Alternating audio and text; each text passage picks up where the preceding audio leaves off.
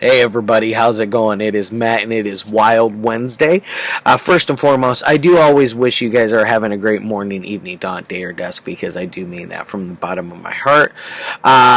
Please do like, share, and subscribe. I love seeing all your new faces around here. And always, I can't stress this enough, look in the description box for more information on the daily film. Today, there's such as a brief synopsis, your starring cast, your director, the runtime of the cut I'm watching, a little piece of trivia, and a link for a trailer or a scene. It is very rare when I don't have one or the other. So I do always look in there for more stuff. Now I do foresee one in my future here that's going to have no trailer or scene. One that I ordered yesterday that I'm excited for, but I have a feeling it's going to be a huge letdown. So I'm not putting too much into that. Invest too much into that one. Unlike today's, I really pumped up today's like for myself. I thought it was going to be way better than what it is. Don't get me wrong, I like it, but it's not. It was a clear case of I didn't like it as much as I was hoping. That is none other than Beyond Evil, and this is I almost said Scream Factory, but the Vinegar Syndrome Special Edition on that. I do have the slipcover. This is one of the rare occasions when I actually like the slipcover over the inside artwork because that is just ugly as sin.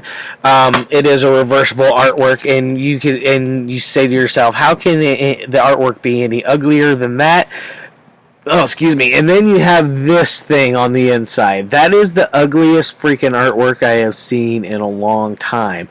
That looks like something a 4-year-old drew. Like, come on, guys. Like, I am no artiste, and I could draw something better than that. Come up with something a lot more intriguing, something that actually makes sense. I mean, it is taken from a doll that is in the movie. I mean, don't get me wrong on that, but it is definitely not a very good justification for what this film actually is. Which, by the way, if you guys can see that cool little I-beams go all the way across and around to the back. As far as special features go on here, you do have an interview with the director Herb Fried, who you guys should know him from Graduation Day is what I most know him for. I'm trying to think if there's anything else in his filmography that I remember was anything of note for my general audience. Nothing that I can think of. But there's a nice little interview with him on there, and then there's an interview with, I believe it was the composer of the film score, which is very nice. He had a nice little interview.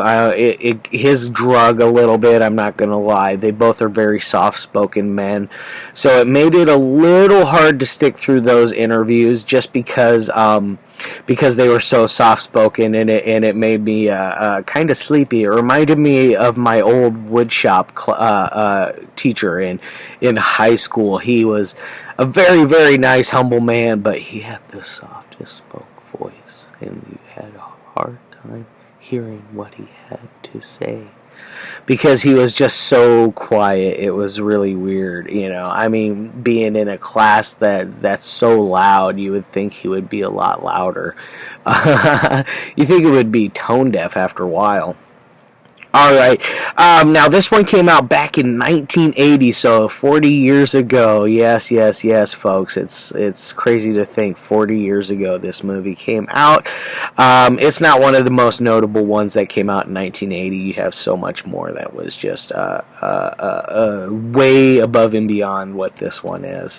Now this one stars the late, great, immortal, the man, the myth, the legend known as John Saxon. Saxon, who you guys should know him from stuff like Enter the Dragon with Bruce Lee, which is a very amazing film. If you guys have not checked out Enter the Dragon with Bruce Lee and Jim Kelly and John Saxon and Bolo Yang and so on and so forth, do check that movie out. That movie is an amazing masterpiece. I think it's part of that really sweet Bruce Lee collection that Criterion put out, which I would like to get eventually because there's some great stuff in there. It's his greatest hits collection is what they call it. And I'm pretty sure that's in there, which that alone is worth the price of admission. But what else has he did? He did Nightmare on Elm Street, which you guys should all know that one. That one is a classic. He was in the first one and the third one, I believe. He has a very small role in both of those. Also, another great one that he was a star in was Cannibal Apocalypse, which I absolutely love and adore. If you guys don't know anything about that, check out my review for it. It's a very fun cannibal movie from the early 80s, one that I really, really enjoy. And then we got Lynda Day George in here, which she is the wife of Christopher George, the late great Christopher George. But she, I know her mostly from stuff like Pieces, Mission Impossible. She did the television series. She did like 63 episodes or some crazy amount like that. Like she was a starring premiere type character in that. What else did she do? Besides, I'm trying to think right now. I should know more about her career because I have several movies where she's in it. Pieces is one of my favorite ones that she's in, which is she has this amazing scene where one of the victims is murdered and she comes out yelling, "Bastards! You bastard!" like over and over again. I'm pretty sure that's what she yells, but it is extremely funny and silly, and it just fits in with such a weird little movie. So definitely check out my review on Pieces as well. I really like that one. That's a fun movie. And then we got Michael Dante in here, which he did some TV stuff, but there was something else. There was a couple of things he did that. Lynda Day George also did Day of the Animals, which is a fun one. I want to get that one eventually because that's. I think it'd be fun to do some animal attack movies. I think that'd be kind of fun. I have a couple. I have a few. Michael Dante, I'm trying to think of anything of real that I can remember off the top of my head that he did. I know he did the ever elusive, infamous The Fama, which eventually, maybe someday, Code Red will release that. I doubt it. I have a feeling it's going to go elsewhere, and I'm hoping that these fine folks at Vinegar Syndrome get a hold of it because I'm curious to see if it's really lives up to the hype. Or is it just another character study? Is that like what do we have going on with it? I'm very curious. The Fama. Anyways, now what is this movie about exactly? It's basically about this couple. The Andrews are what they are. Larry and Barbara are their names. John Saxon plays Larry, and he is an architect, basically a lead architect for this very luxurious, big condominium type complexes that he's building. Him and his friend Dell, who is played by Michael Dante. Where was I go? Oh, but they moved to this small Filipino island where this luxury condominium is being built. They at first when they show up, they think they're just going to have a little ramshackle type apartment, nothing of great importance. You know, they're not expecting what they end up getting, which is a 200-year-old castle or something like that, and it's had a 100-year-old curse or something crazy like that, and it's basically about the curse is caused from this Alma Martin is the name, and her husband basically was this cheating kind of piece of shit guy that didn't he kind of took his relationship for granted with Alma, and she started to invest her time into witchcraft and worshiping Satan, things of that nature, things of the occult. So she starts practicing that kind of stuff, which she eventually becomes a very very good not magician, but a very good spellcaster or witch. I would say more like a witch, but she becomes very good at it. And then her husband, unfortunately, the only way he knows to stop her is to kill her. And now the only way that he's going to be able to kill her is to get close to her. Unfortunately, she has lost all faith in her husband because of him being a cheater, because there's this magical scene where she comes in and he's like fooling around with two chicks at the same time. Lucky bastard. But she comes in, catches him doing that. He decides that the only way that he'll ever get back to being close to her ever again is if he decides to change his ways and become a very loving husband again, which in turn he does, and he ends up he gets his goal, and he definitely sets his goal, and he accomplishes it, which is killing Alma Martin's character, which in turn starts the curse. And so the Andrews people are moving into this castle where this all happened, and it's slowly but surely taking over Lynda Day George's character, slowly possessing her, which in turn causes many deaths close to Larry, such as there's a magical scene that involves him, his friend Dell, and then another like construction worker who the poor bastard gets flattened because he's this crane starts to move on its own, and which it's caused by Lynda Day George's character, the possessed version of Lynda, of Barbara is her name, the possessed version of her, and it almost it drops this huge freight down, and it almost crushes John Saxon. In turn, Dell like pushes him out of the way. They both come away with it just within inches of their lives. Unfortunately, the third man is completely smashed, and it's one of those things like I rewound it and watched it rewound it and watched it like 4 or 5 times because it would just cracked me up, him getting smashed by this huge freight that this crane was carrying. I don't know why it was so funny to me, but it just was. It is. Maybe it's the delivery of it and the way they pull off the effect. Maybe that's how it is. It looks silly and it's funny, and I just can't stop but giggle at it. So that's one thing that happens. Another guy that's invested in with them he's like this sleazy doctor type. He at one point has.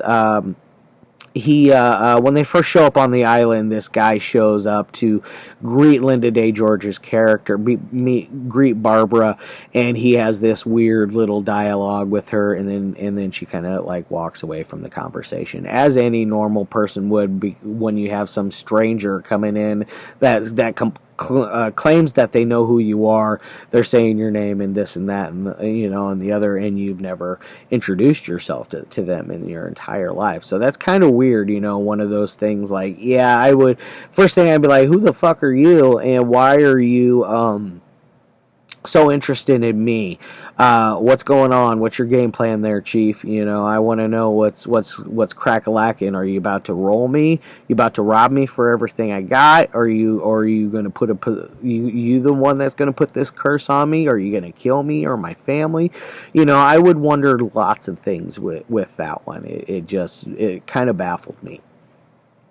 But he eventually, after some of the stuff going on, John Saxon takes Barbara to the doctor, and he's the doctor. They have this full on like testing done on her, and John Saxon all the while doesn't realize what's going on, and the doctor is like, "Do you know your wife is sick?"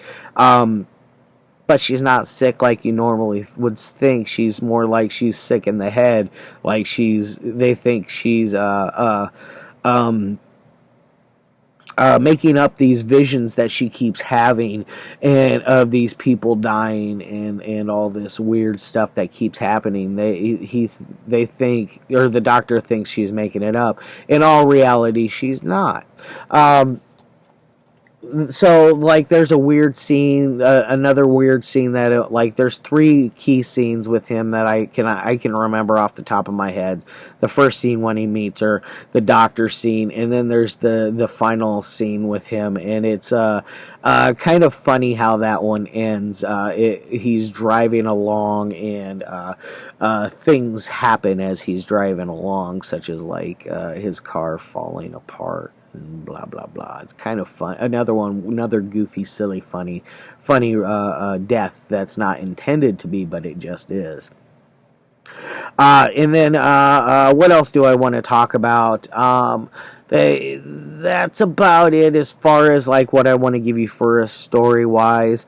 I will let you know that this is in conjunction with Vinegar Syndrome. It is a Trauma Team release originally, so do keep that in mind. So if you know how Trauma is, it's not as slapsticky or as wacky or anything like that, or crude like Lloyd Kaufman's films or a lot of their filmography. This is like one of their more straightforward films that they have, and I commend them for carrying stuff like this one, because it's a fun one.